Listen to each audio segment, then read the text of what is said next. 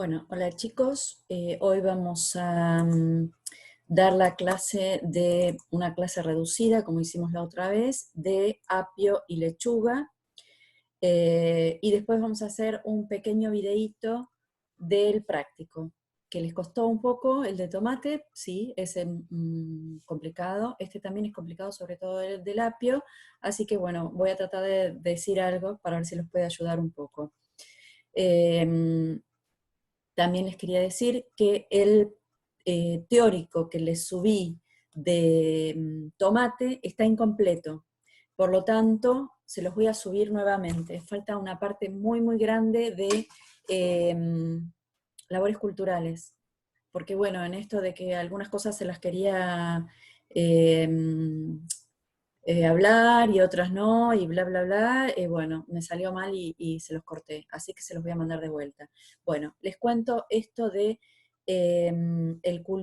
los cultivos de apio y lechuga. Los dos son cultivos de hoja que nosotros pretendemos, como cultivos se cosecha la hoja y no queremos que llegue a la floración, muy distinto a lo que pasaba con el tomate, que nosotros pretendíamos que floreciera y se hicieran los frutos. En este caso no, se consumen hojas de distintos tipos que ahora vamos a ver. Bueno, y en el caso de la lechuga, es un cultivo anual, perteneciente a la familia de las asteráceas o compuestas, y en el caso del apio es bianual, perteneciente a la familia de las apiáceas o exumbelíferas. Bueno, opa, ¿qué pasa? Bueno, características del cultivo de apio. Como dijimos, tiene ciclo bianual, se consumen las pencas, eh, pero toda la planta, ¿no? Toda la planta, especialmente las pencas. Se cosecha toda la planta entera, como ven acá, con varias hojas desarrolladas. Los ciclos son de 70 a 150 días. Hay pocos materiales genéticos disponibles. Nosotros dijimos varias veces que en algunos cultivos se trabajó mucho el mejoramiento, principalmente, bueno, tomate, que es el que vimos la otra vez, brasicáceas, lechugas, que vamos a ver en el cultivo siguiente, en unas pocas filminas. En el apio no. Si bien es un cultivo muy importante en algunos países, sobre todo Francia e Inglaterra, y muy antiguo, bueno, no se ha hecho mucho mejoramiento, y esto lo vamos a ver porque no hay muchas variedades adaptadas a distintos ambientes. Bueno, hay variedades y hay unos pocos híbridos, pero no muchísimos, como es en el caso de la lechuga o del tomate, y se cultiva al aire libre o en invernadero. Acá en la zona de La Plata, especialmente en invernadero. Esta es la morfología. Esta es la planta, ven que es una planta que puede ser vigorosa, robusta, con unas fuertes raíces pivotantes, secundarias y adventicias. Es toda una masa radicular en cabellera. Tiene el tallo reducido a un disco de donde salen las hojas con entrenudos muy cortos, por eso está reducido a un disco, y los pecíolos ensanchados salen de ahí. Las hojas son alternas, ven que los limbos son pinado divididos, como el perejil, tiene un crecimiento centrípeto, y cuando se elonga el escapo floral es hueco, cilíndrico hueco, y las flores son en umbelas. Entonces, en la morfología tenemos la primera fase del cultivo, como dijimos que es un cultivo bianual. En la primera fase del cultivo, las hojas centrales se agrupan en torno al meristema caulinar de crecimiento, tienen muy poco desarrollados los pecíolos y una apariencia de plumeritos, y están muy unidos unos con otras, las hojas, digamos. Y eso se llama el corazón del apio, que es el conjunto de hojas interiores y formaciones caulinares. Acá vemos un corte transversal.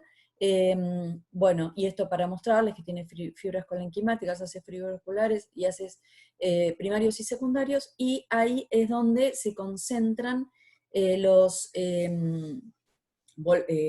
ay, los aceites volátiles, que son muy aromáticos. Toda esta familia es muy, muy aromática. Bueno, en cuanto a la germinación, es el primer factor crítico complejo que tiene el apio. Nosotros ya vimos que la semilla es muy chica. En 1 gramo entran 2.540 semillas y es casi la más chica de las hortalizas. Pero no es solo ese el problema. Sino que las semillas pueden carecer de embriones, tener embriones chicos o mal formados. También esta familia en general tiene las semillas tienen bajo vigor, energía y poder germinativo. Y también tiene dormancia primaria, que la trae de la planta madre con presencia de inhibidores, y también termodormancia, que en el caso del apio es muy importante, y además porque tiene un comportamiento fotoblástico positivo. ¿Esto qué es? Que por encima de determinada temperatura necesita luz para germinar. Bueno, las temperaturas óptimas son de 15 a 21 grados, más o menos en forma general. Acá vemos en este cuadrito la interacción genotipo-ambiente en la germinación, y vemos el comportamiento de fotoblástico positivo que tiene el apio. Acá vemos, por eso decimos que es interacción genotipo-ambiente, vemos dos tipos de variedades: la verde por arriba del cuadro, la amarilla o autoblanqueante, dorado o autoblanqueante por debajo, que es la que nosotros usamos en invernaderos, y vemos que con luz a más de 18 grados, es decir, 22 grados, no tiene problema para germinar. Todas germinan más o menos con un porcentaje bueno, pero en oscuridad, por encima de 18 grados ya tiene ciertos problemas para germinar. Con 15 no, pero por encima de 18 ya sí. Entonces, eso es un problema muy importante, porque hay que ponerlas a baja temperatura en oscuridad para que germine. Bueno, en cuanto al desarrollo reproductivo, a nosotros no nos interesa la floración en sí misma, porque no vamos a producir semillas, pero lo que sí nos interesa es que la floración se produzca durante el primer año que nosotros queremos cosechar la planta entera sin flor. Solamente en el estado vegetativo con hojas relativamente grandes. Nosotros a la floración que se produce durante el primer año le llamamos floración prematura, ya lo vimos en clases anteriores, o bolting, que es la aparición de la floración o alargamiento del escapo floral, aunque no lleguen las flores, durante el primer año del cultivo. Esto se produce por una vernalización, que llamamos fase inductiva, vernalización en día corto, con la planta en estadio juvenil, que eso podría no importarnos, pero lo que sí nos importa mucho, porque lo queremos evitar en el ciclo del cultivo de apio para penca, es que además de la fase de la inducción a floración, llegue a la fase de expresión de la floración. Que ¿cómo se produce? Que es el alargamiento del escapo floral en condiciones de fotoperíodo largo y altas temperaturas. Esto va a suceder si y solo si la planta ha pasado por la fase de inducción. Entonces, a nosotros no nos interesa que se induzca floración, pero sí nos interesa que no se produzca la expresión de la floración. Nosotros podemos comer o vender una planta inducida, pero no podemos vender una planta donde ya sea elongado el escapo floral, porque se deprecia la calidad. Bueno, ¿cómo se produce la floración? Primero, la fase inductiva. La planta en estado juvenil tiene que acumular muchas unidades de frío con un rango determinado de temperaturas frescas, entre 5 a 10 grados y hasta 14, con fotoperiodos cortos.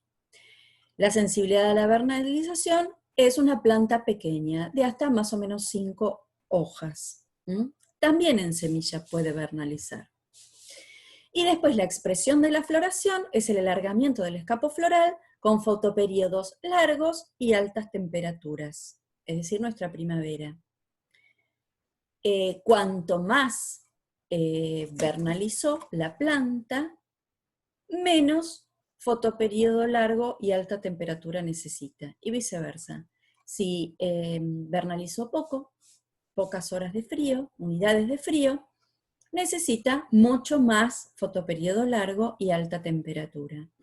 También está demostrada que existe una devernalización con temperaturas mayores a 25 grados nocturnas. Estos son los distintos sistemas de producción que pueden existir en el apio, pero en nuestra zona solamente hay cultivos a campo, cada vez menos o casi nada, porque se arruina mucho con las lluvias y las tormentas y los fuertes calores de verano, y casi todo se hace en invernadero. Vamos a decir también que es un cultivo que no tiene mucha relevancia en estos últimos años. Esta es la floración, ven que se elonga el escapo floral y se deprecia la planta. Bueno, y este es el segundo problema grave que tiene el apio, es decir, son tres, ¿no? Hablamos de los problemas para germinar, la floración prematura, y el tercero es el corazón negro. ¿Qué es el corazón negro? Aparecen en necrosis en las hojas jóvenes por alta tasa transpiratoria, alta temperatura, alta radiación, es decir, una alta tasa de crecimiento, y quizás con problemas de calcio en el suelo o simplemente problemas de absorción. Bueno, pasamos a la lechuga. La lechuga, como les dije, tiene mucha más capacidad, no, perdón, quiero ver el tiempo, tiene muchísima más, ha sufrido mucho más mejoramiento, y entonces tenemos un montón de variedades de colores, formas y tamaños distintos, estructuras distintas, pero también mucho más adaptadas a las distintas condiciones ambientales. No vamos a hablar de variedades botánicas porque hay distintas clasificaciones complejas, y lo que preferimos hablar son de los tipos varietales o tipos comerciales o variedades comerciales. En este caso tenemos las lechugas del grupo que pertenecen a las longifolias, que son lechugas cos, romanas o latinas, que no forman verdadera cabeza, tienen hojas largas y más o menos angostas, alargadas podríamos decir, que son las lechugas que conocemos como criollas y gallegas y romanas. En las verdulerías las van a encontrar como criolla. Nosotros sabemos que es casi igual la variedad gallega, que es de invierno, la criolla es de verano, y las romanas, que son lechugas que se están empezando a hacer acá, se usan principalmente para cuarta gama. Después tenemos las lechugas crispas, que no forman una cabeza verdadera, son todas de hojas sueltas, que se llaman crespas francesas. También hay un gran grupo que es hojas de roble, que tienen las hojas, estas dos, que tienen las hojas mucho más hendidas, que también se usan para hojas de corte, donde no cosechamos toda la planta, hojas de corte, lechuga de corte, no cosechamos toda la planta entera, sino que cosechamos hojas. A esta lechuga también se la llama rulito en el norte, en Tucumán. Y después están las lechugas capitatas, que son lechugas que sí forman cabezas verdaderas. Forman cabezas verdaderas laxas o más compactadas. Por ejemplo, esta, que ven que es una cabeza bien densa, parece más un repollo. Estas tienen la cabeza más laxa, y tienen otro tipo de hojas. Estas son... nunca me sale esta palabra, crisp, crujientes, y estas son más mantecosas. Ahora vamos a ver algunas hojas, pero no de la capuchina. Bueno, entonces tenemos estas, que son las lechugas capuchinas, y estas más blandas, pero que también forman una cabeza laxa, las lechugas mantecosas. También hay moradas mantecosas, y moradas hay crespas y hojas de roble. Bueno, entonces, ¿cómo podemos clasificar a los tipos varietales? Por las características de las hojas y la capacidad de formar cabeza. Las características de las hojas en cuanto a la predominancia de, del del pecíolo, no, perdón, de la nervadura central, el tipo de hoja, este tiene ampolladuras internervales, las mantecosas, que son más aceitosas, más blandas, no tan crujientes, menos crujientes y más mantecosas, y también los bordes, cómo son los bordes de las hojas, este es liso, este es más crespo. Bueno, y después la capacidad de formar cabeza. Acá vemos que estas son hojas sueltas, las hojas inferiores, las hojas más jóvenes son sueltas, y estas ya empiezan a imbricarse una con otra. Bueno, estas son las etapas fenológicas, nosotros no queremos que llegue a la fase reproductiva, solamente la fase vegetativa, y la cosechamos con un tamaño máximo de planta, máximo o mediano, lo que podamos, lo que queramos, lo que se venda, y que no suba a flor. El ciclo de siembra-cosecha en el caso de la lechuga es de 60 a 180 días. Después se los voy a contar en un videito que les voy a hacer para el práctico. Bueno, la germinación no tiene tantos problemas como tiene el apio. Sí es una semilla chica, que tiene condiciones, temperaturas óptimas parecidas, tiene dormancia primaria, que lo trae de la planta madre, puede estar hasta 2-3 meses sin germinar cuando las cosechamos de la planta madre, y nosotros decimos que tiene, en cuanto a la escotodormancia, si necesita luz o no, decimos que es fotosensible positivamente, que algunas variedades necesitan luz para romper la dormición, pero no todas. Tiene una germinación más o menos buena. Lo que es en cuanto a la luz. Lo que sí tiene problemas es en cuanto a las temperaturas. Con 25-30 grados o más, durante la imbibición, la primera fase, ¿se acuerdan de la germinación? No germina con estas temperaturas. Pero si después bajan, germina bien. Bueno, en cuanto a la floración verdadera depende principalmente del día del fotoperíodo, porque es una planta, una especie de día largo cuantitativo obligada. De la vernalización, hay variedades que necesitan vernalización, que pueden ser vernalizadas en plantín o en semilla, y del fotoperiodo largo, ya lo dije, de las temperaturas altas. Lo que pasa es que es muy variable según las variedades, entonces no lo podemos generalizar. Lo que sí podemos generalizar es la floración prematura, que es muy dependiente de la variedad. Hay algunas variedades muy sensibles a la floración prematura, pero sí se producen con temperaturas altas. Quizás nosotros tenemos un otoño templadito y una variedad sensible, como son especialmente las de hoja suelta, vienen 3 días de calor y puff, se va en flor.